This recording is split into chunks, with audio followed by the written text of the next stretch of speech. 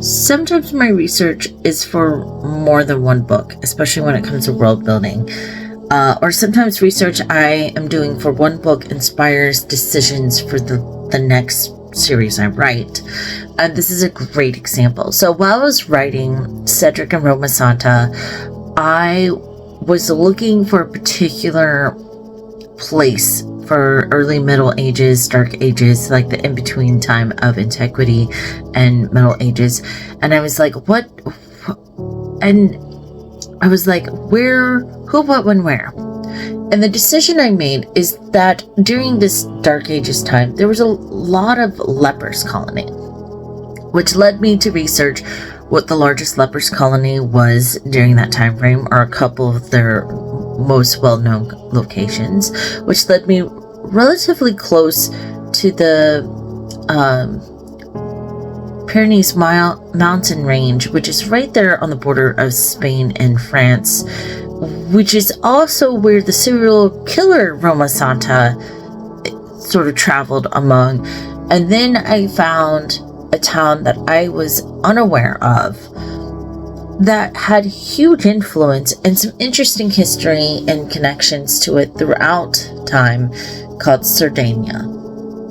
Now, Cerdanya is a very interesting city and area. It's right there on the border. It crossed everything, and for a long time it was the Keretes was like a clan or tribe that was in charge of it, and it was one of the largest trading hubs for the longest time.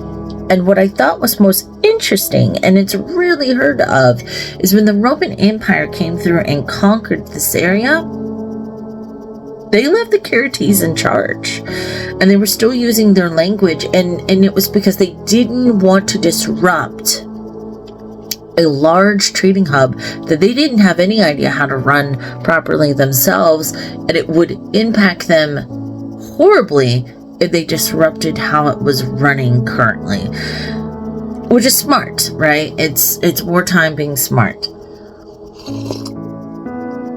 But the Keretes were believed to be from, that Iberian clans that are Basque related and stuff like that. But the fact that they left them there, right, in charge. So I kind of had fun with this because it wasn't far from the largest lepers colony. And I thought to myself, if a werewolf who is feeling horribly guilty about eating so many people because he lost his shit emotionally, what would he be doing? Where would he hide? Because smell is so important to werewolves, and he's trying to hide from people he accidentally cursed, he would hide in a leper's colony. It would both be torture for him, but it would also double over as a means of masking his scent, right, from any other werewolf. And these people needed help, and during a time that if you came down with leprosy, they literally, no matter how old or young or who you were, the moment they discovered you had leprosy in any of these Dark Age villages and stuff, they would put literally a bell around your neck and send you out.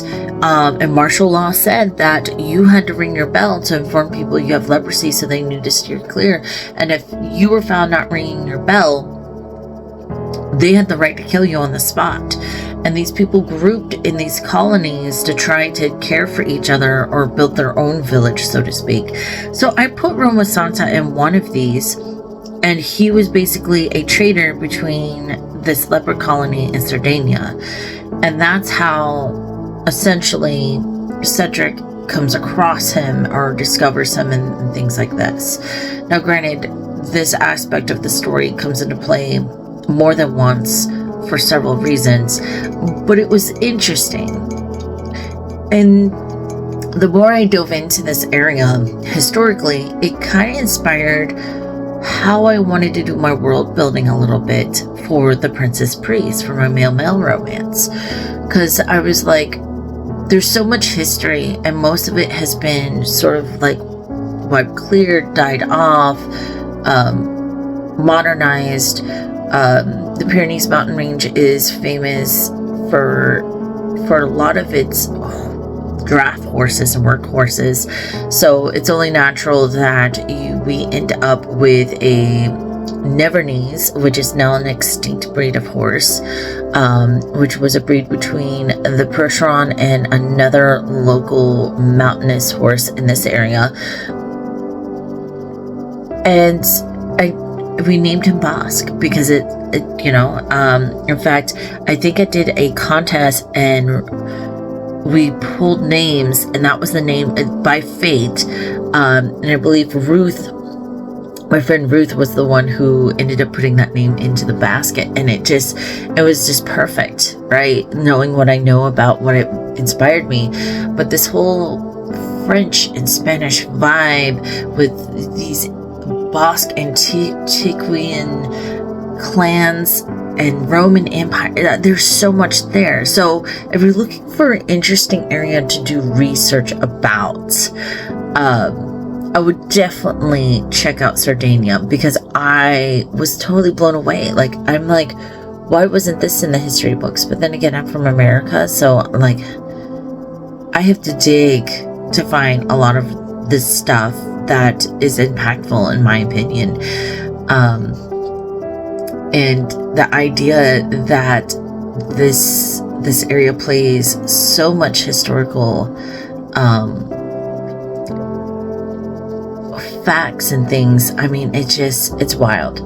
But that would be a little bit of world building and how one place inspired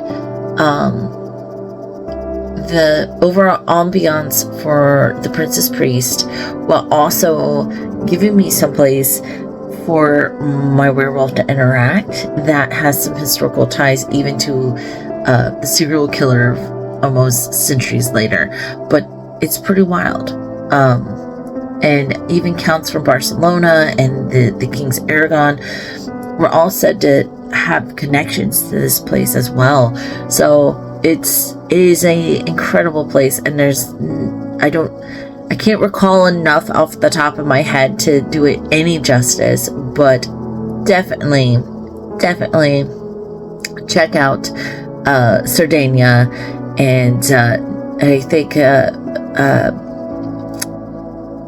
think my favorite Count of Cerdanya's name was it was Myron, and he was the son of Wilfred the Hairy or something like that, which is, what a name. Maybe Bigfoot was in charge of Cerdanya for a while. I don't know. There's a story there. So, like, these are different little snippets that I just remember. But yeah, check out Cerdanya.